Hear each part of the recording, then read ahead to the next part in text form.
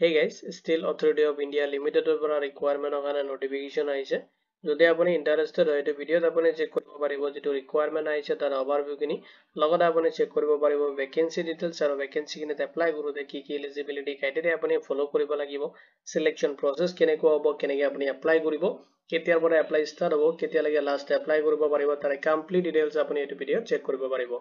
এই requirement related যদি কোনো ধৰণৰ question থাকে আপুনি এই ভিডিওৰ comment sectionত comment কৰি দিয়ক ahok deri na kori aji video tu arambho Still Authority of India Limited requirement 2025 organization notification tu aru apuni apply koribo lagibo online jot apunar post ase management trainee post or karone aise notification tu dia sailok jitu requirement aise tare overview kini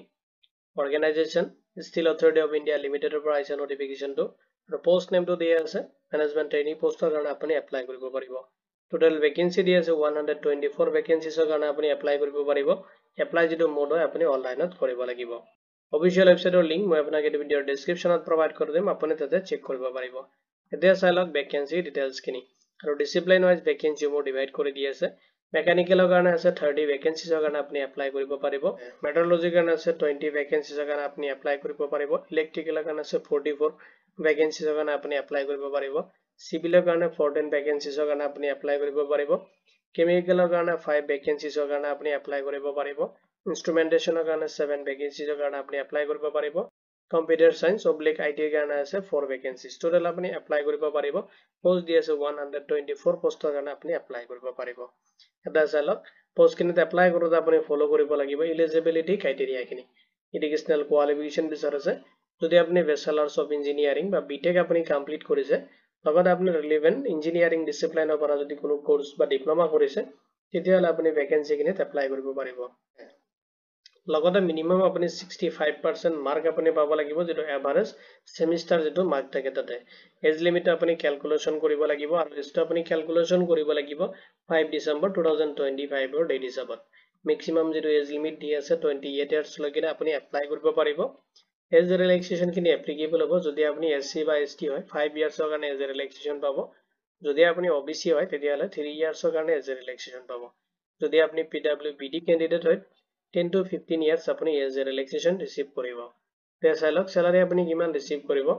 to pay scale hoy apunar 50 pora 1,60,000 apni receive koribo after training jeti apnar training kini complete hobo apni high pay jeto salary hoy to receive koribo jeto base hobo apnar jeto performance thakibo tar pora base kori kine লগতে আদার যিখিনি benefits আছে এখিনি include হ'ব আপোনাৰ স্যালাৰিৰ লগতে এতিয়া চালক এটো ভ্যাকেন্সিত আপোনাৰ সিলেকশন প্ৰসেস কেনেকুৱা হ'ব তো ফাৰ্স্ট স্টেপত আপুনি কম্পিউটাৰ বেসড টেষ্ট এটেম্প কৰিব লাগিব নেক্সট আপোনাৰ গ্ৰুপ ডিসকাশন হ'ব নেক্সট আপোনাৰ পাৰ্সোনাল ইন্টাৰভিউ হ'ব নেক্সট আপোনাৰ ডকুমেন্টস ভেৰিফিকেশন হ'ব নেক্সট আপোনাৰ মেডিকেল এক্সামিনেশন হ'ব এইখিনি প্ৰসেসত আপোনাৰ যেটো সিলেকশন প্ৰসেস হেখিনি কমপ্লিট কৰা হ'ব এপ্লাই কৰোতে আপুনি এপ্লিকেশন ফি পেমেন্ট কৰিব লাগিব আৰু পেমেন্ট খিনি ক্যাটাগৰি ওয়াইজ ডিভাইড কৰি দিয়া আছে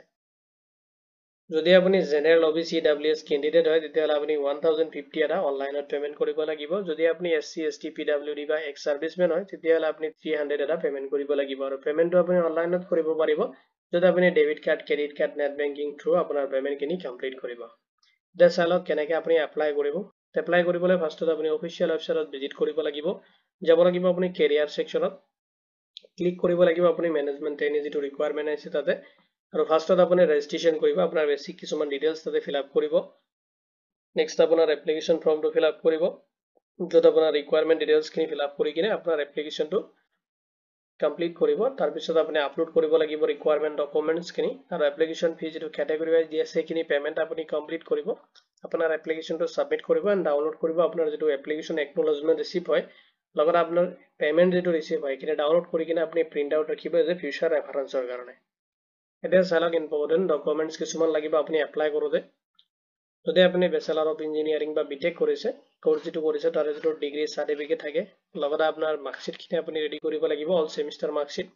এজ প্ৰুফৰ কাৰণে আপুনি ৰেডি কৰিব লাগিব বাৰ্থ সাৰ্টিফিকেট নেক্সট লাগিব আপোনাৰ ক্যাটাগৰি সাৰ্টিফিকেট এপ্লিকেবল যদি হয় আইডি প্ৰুফ লাগিব পাসপোৰ্ট সাইজ ফটোগ্ৰাফ লাগিব এন্ড সিগনেচাৰ এইখিনি ডকুমেন্টস আপুনি ৰেডি কৰিব লাগিব ইম্পৰ্টেন্ট লিংক খিনি মই আপোনাক এই ভিডিওৰ ডেসক্ৰিপচনত প্ৰভাইড কৰি দিম যদি এটো ৰিকোয়াৰমেন্ট ৰিলেটেড কোনো ধৰণৰ কোৱেশ্চন থাকে আপুনি ভিডিওটোৰ কমেন্ট সেকশনত কমেন্ট কৰি দিব ভিডিওটো চোৱাৰ বাবে ধন্যবাদ দি কিনে আজিৰ ভিডিও মই ইমানতে সামৰিছো